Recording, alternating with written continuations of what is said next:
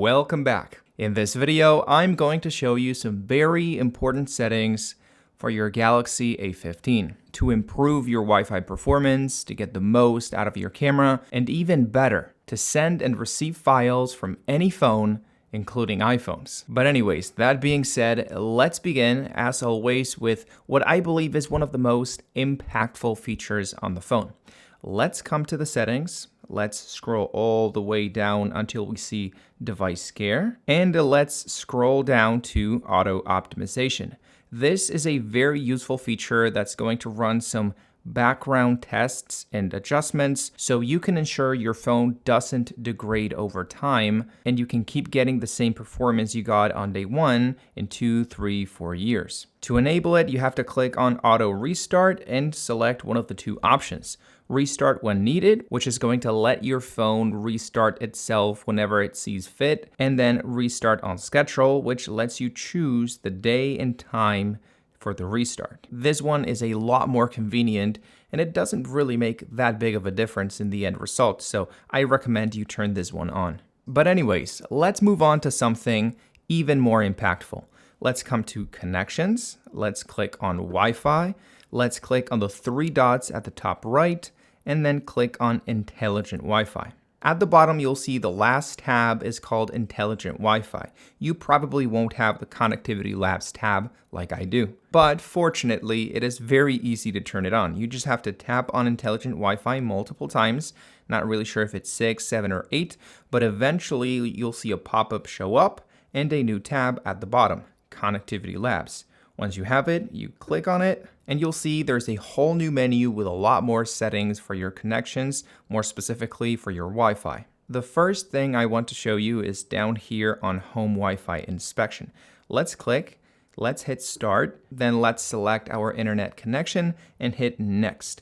Ideally, you'll see a message like this that says, "Excellent, your home Wi-Fi network is well configured." But if you don't, there is a very simple solution. With the A15, you'll be able to do a scan of your entire house to look for the ideal placement for your router and for the ideal placement for your phone, as well as all of the corners on your house which are not going to get an ideal connection, so you can avoid them if you're going to do something important. This can definitely improve your Wi-Fi performance and let you know what places to avoid if you want to have a good connection. Also very useful, if we click on Customize Wi-Fi List Settings, you'll see there's a tab called Show Band Information.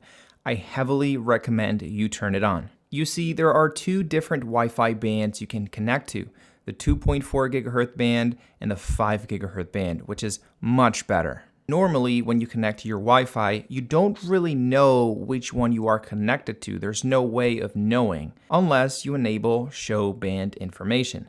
Now, if you come back to the main settings, you click on Connections and you click on Wi-Fi, you'll see that below the name of your router, now you have a new tab showing you the band you are connected to. In my case, I'm connected to the 2.4 GHz band because I'm relatively away from the router. So if I wanted to do something important and ensure the best connection, I would have to move to a different room so I can get the 5 GHz band and get a better connection. This is very handy, especially from when you need a good connection. Oh, and by the way, as always, you have links down below in the description for the best Galaxy A15 cases, just in case at the end of the video you want to take a look. But anyways, that being said, let's move on to what I believe is one of the most important tabs on the settings, the Display tab. The first thing you'll see is this light and dark tab. If you click on dark, everything that's supposed to be white will turn darker, so you can on paper save a little bit more battery life, and it's a little bit less draining to your eyes. I really like the dark mode. It makes the phone a lot easier to use, especially at night, but it actually doesn't save that much battery life. I've been doing some testing, and the battery length difference between using it on light mode and dark mode is anecdotal. So if you're using the dark mode exclusively for battery life savings, you should know that it's not really that useful. You can turn it back to light if that's what you prefer. Now, if you scroll a little bit below, you'll see motion smoothness. There are two options for motion smoothness on the A15. Standard, which is the default option at 60 Hz, and high at 90 Hz. I've done some testing too and realized the battery life difference is not really that big. This phone has very good battery life and either option is going to get you insanely good results. So I recommend you crank it up to high because the phone is going to feel a lot smoother. A little bit below, you'll see the screen mode tab. There are two different screen modes on this phone. Vivid, which is the traditional Samsung color style we've seen for the past decade, and the new one, which is called Natural, that looks a little bit more like the color tones and color science we would see on an iPhone. It's more natural, it's more dull, it's not as appealing to the eye, but it's more realistic when comparing it to real life. Now, one of the most useful features on the display tab is camera cutout. This will let you choose between two different modes for your apps, either full screen mode, where you can see the camera cutout, or hiding the camera cutout at the expense of the app not being in full screen and showing this relatively ugly black bar at the top. What's really cool about this is that you can choose whether you want full screen on your apps individually as opposed to generally. So imagine Subway Surfers for some reason looks a little ugly or incomplete when showing the camera cutout. You can hide the camera cutout for that specific app. So if we come to Subway Surfers, as you'll see, there is the ugly black bar at the top. Well, ugly for me. Now, this is very handy because by default, some apps show that little black bar at the top, which makes them look a little bit inconsistent as opposed to every other app in the system. So you can come to the settings, come to camera cutout, and select that app specifically so it shows the camera cutout and looks a little bit more consistent as opposed to everything else. And well, right below, we have the screen timeout settings. By default, you'll see it set at 1 minute, which is very, very low. It means that if in 1 minute you have not used your phone or touched your phone, the display is going to turn off. I highly recommend you set it at 10 minutes. Ideally, it would be 30 minutes, an hour, or indefinitely like you can have on the iPhone. But on Samsung phones, unfortunately, 10 minutes is the best you can do. I also recommend you turn this setting on. Keep screen on while viewing. This is going to disable the screen timeout option when you're looking at the phone. So if you're watching a video or a movie for a long time, the display doesn't turn off while you're watching, which would be kind of inconvenient. Now, one of the signature features on Samsung phones are the edge panels. If you've ever had a Samsung phone, you probably know what this is. It is a little tab at the top right of the phone that greets you with your most used apps. In my case, Subway Surfers, Amazon, the camera. You can actually customize it by tapping on the little pen icon right here and include all of your favorite apps. So you can say include Gmail, let's put it right here. You can take out apps you don't really use like the gallery and include other ones like Instagram. And also something a lot of people don't know is that you can actually move it around. So if you tap and hold on it, you can move it anywhere you want on the phone. In my case, I really like it here at the bottom left. Also, if you want to make the most out of the edge panel, I suggest you tap on panels and select every other toggle, because by default you can only use it for apps, but you can also include people, you can include tasks, you can include widgets, tools, reminders, anything you want. As you can see, having included all of those other options, it looks almost identical, but now we can actually swipe either left or right to access all of the other functionalities. But anyways, that being said, let's move on to the camera settings. The first mistake I see a lot of people make is accidentally tap right here at the top on 50 megapixels. As you can see, once we tapped here, the camera options to choose between the different cameras completely disappeared. And that's because there's actually 3 cameras at the back on the phone, but only one, the main one, can support 50 megapixels. So if we choose 12, we can use the ultra wide, the main one, and the zoom. But if we choose 50, we can only use the main one. The other ones completely disappear, and this can get a little bit confusing. Also, if you come to the video tab, you'll see there's 2 options for video: Full HD at 30 FPS and 720p or HD at 30 FPS. I highly recommend you crank it up to Full HD because HD looks very, very soft, very low quality, and the difference in storage taken by the videos is not that high. Now, as you can see on the main menu, we only have 4 options: video, photo, portrait, and fun. But these are not the only photo and video options on the phone. If we click on more, as you can see, there's 6 other different modes for the A15. Pro Photo, Panoramic Photos, Food Photos, Night Mode, Macro Photography, and Slow Motion for video. If you're going to use one of these other modes often, I suggest you just tap and hold on it and then move it to the main menu. And you can actually do the reverse thing. So if you're not going to use one of the modes that comes pre-installed on the main menu, you can tap, hold, and move it back to the More tab. Now, if we come to the camera settings, there's two things I want to touch on. The first one is high efficiency pictures. This is an option that's going to let you change the codec that's used to process and compress the images so you can take more and store them on the same space, but of course at the expense of a little bit less quality on the images.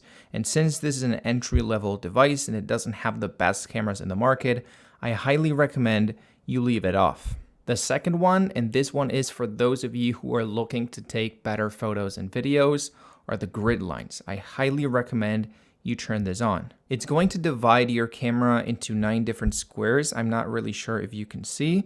And this is going to be very handy for composing better images, composing better videos. Of course, it is not going to show in the end result. You're not going to see the white bars in your photos and videos. Oh, and little disclaimer, if we tap on video and come to the settings, they are going to be a little bit different. I was actually showing you the photo settings before. If we tap on video and come back, you're going to see the video settings. So instead of high efficiency photos, you'll see high efficiency videos, which I actually would recommend you turn on because the difference in quality is imperceivable in this case. HEVC is a very advanced codec, so you're not going to notice a difference in quality, but your videos are going to take up less space. And also, if you have turned on grid lines for photos, they automatically turn on for video. You cannot turn it on or off separately. But anyways, that being said, let's take a look at some more advanced features. So let's scroll all the way down until we see advanced features. Here, I want to touch on 2 different settings. The first one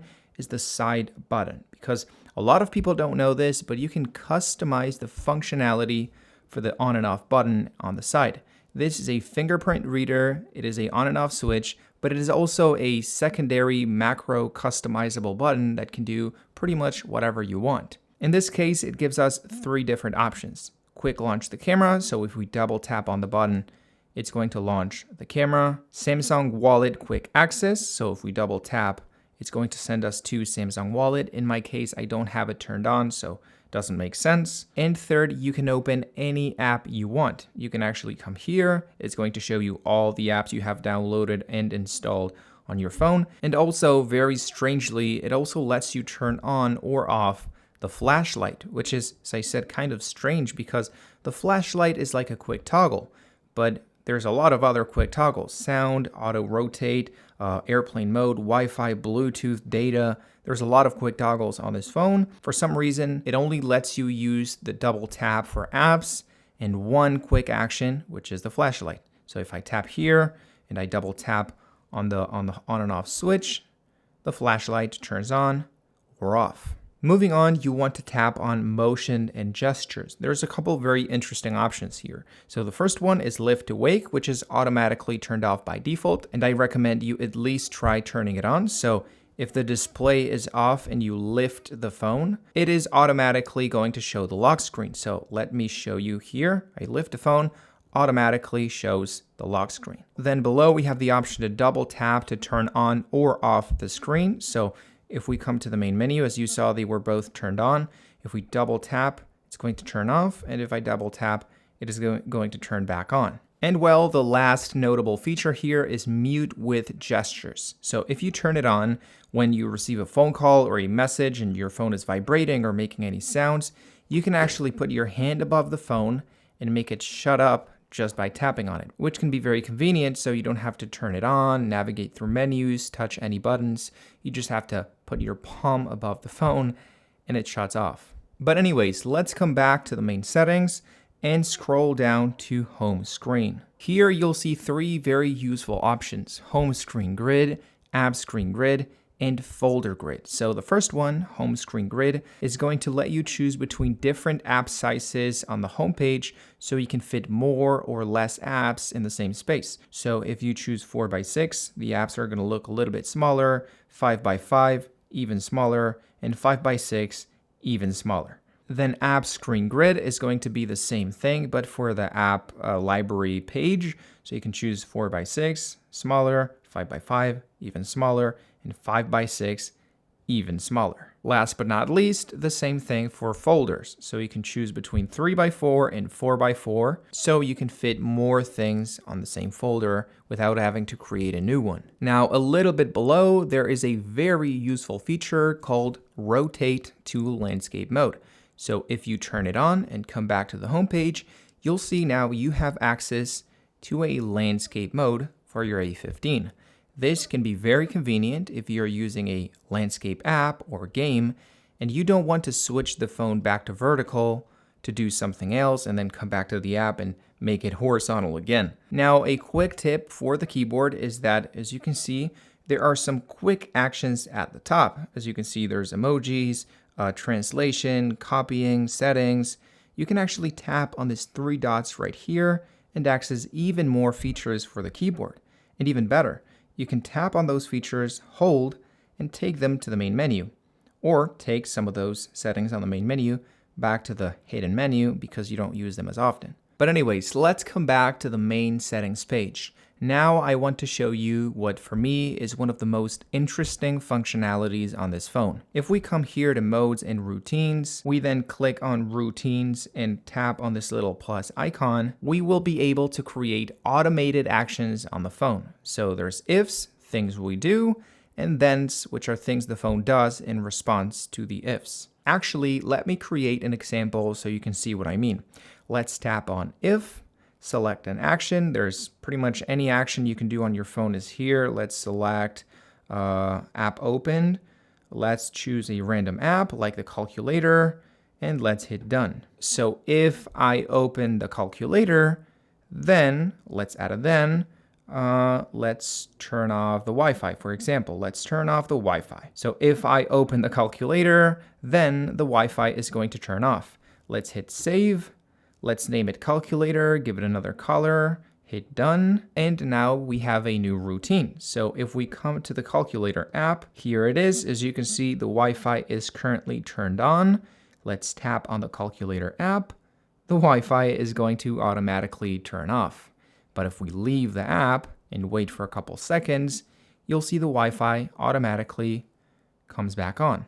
A little bit more time, there it is. The Wi-Fi is back on. This is probably not the most useful thing, but the possibilities are endless. You can do whatever you want. In fact, if you tap on the new routine and hit edit right here at the bottom, you can actually add more apps and more thens so you can make more complex routines. Oh, and also you can build as many routines as you want. Maybe something a little bit more useful would be, instead of opening an app, let's delete the calculator, to disable or enable the Wi-Fi when we go to a specific place. So if we click on place, we can actually select a location on which the Wi-Fi will turn on or off, or the data, or Bluetooth, or airplane mode, whatever we want. Now let me show you how you can customize the lock screen on your Galaxy A15.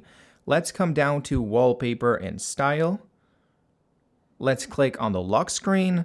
And as you can see, if you have One UI 6 installed, you'll see there's a whole new menu to customize your lock screen. You can make the time and date smaller or bigger, change the font, change the style and layout of the text. And probably my favorite feature on this new lock screen menu is that you can add widgets. So if you tap on the widget icon right here, you can add, say, a battery icon to see how much battery life you have left. You can add a calendar widget, clock widget, reminders, Samsung Health, weather. Say you want to see the temperature, you want to see the time for sunrise and sunset. You can see calories you've burned. Unfortunately, you cannot make this little menu any bigger or any smaller, but at least you have the option to have it. But anyways, that being said, let's move on to something that's a little bit dangerous. If you come to the settings and scroll all the way down, you'll see, in my case, the last tab is called Developer Options. You probably won't see this tab because it is not enabled by default. Turning it on, though, is very simple. You just have to come to About Phone, tap on Software Information, and then tap 8 times on build number. So 1, 2, 3, 4, 5, 6, 7, 8. As you can see, it says developer mode has already been turned on in my phone because it's already been turned on, but in your case, it will say It has now been turned on. And if you come back to the general settings page, you'll see the last tab is now developer options.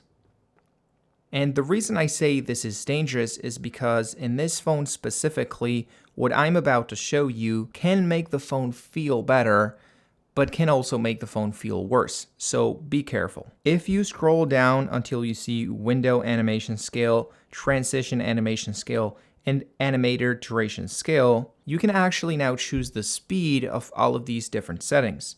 You can make them slower at 1.5x, 2x, 5, or 10x, but you can also make them faster at 0.5x.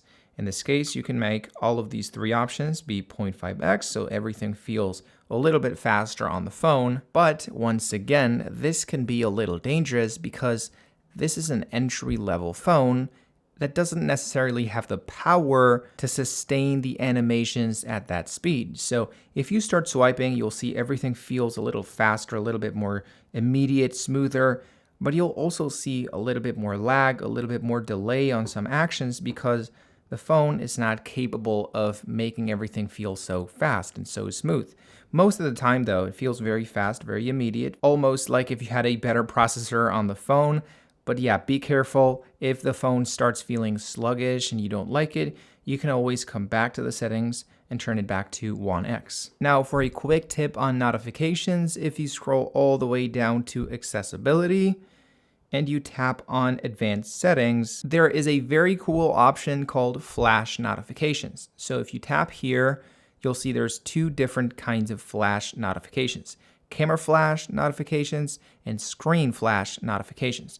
Let me turn both on so you see how they look. The screen flash notification is basically a color showing up on the screen, and the camera flash notification is basically the camera flash beeping. This can be very handy for those important apps you don't really want to miss anything from. So instead of this happening with every app, which would be a little crazy, you can actually select individual apps that do these camera flash or screen flash notification, so it's only done when it really matters, like for phone calls or for whatever else. Now, after using both for a while, I highly recommend you turn screen flash off because it doesn't really mean any improvements over the normal notifications. But I do believe camera flash notifications can be very handy for those, as I said, special apps you don't want to miss anything from. And well, last but not least, I want to show you what to me is the coolest feature on the Galaxy A15. So, as many of you know, there's a very cool option to share photos and videos between Samsung phones.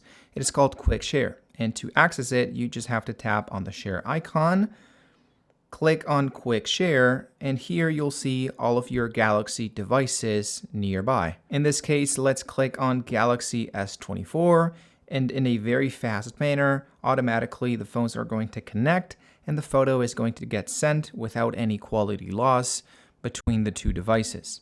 In a couple seconds, the photo is going to be on my Galaxy S24, and by the way, it is a 200 megapixel photo that's taking 65 megabytes of space.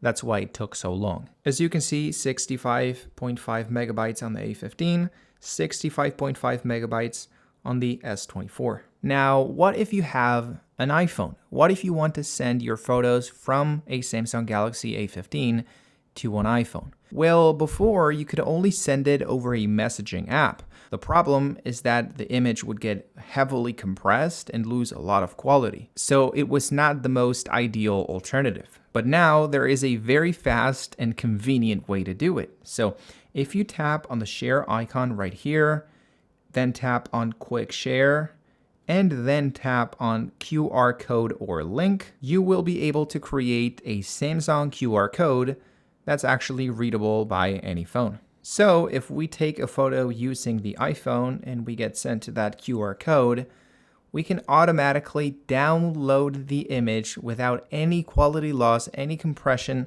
straight from the phone. Let's click download. There it is. Now we just have to come to the downloads tab. The image will be right here. And then we just have to click on share, save the image in the photo gallery. There it is. And as you can see, the image in like 20-30 seconds is now on my iPhone without any quality loss. As you can see, the image takes up 65.5 megabytes. So there has been no compression, no quality loss. It looks as good as it did on the original phone, which is actually a Galaxy S24 Ultra. So it's navigated through 4 different phones without losing any quality. This is an amazing feature. I really hope you guys found the video useful. If you want more tips for the A15, please let me know by liking and subscribing. Remember, you have the best cases for the phone down below in the description. And well, that being said, I hope you enjoyed the video, and I will see you all in the next one.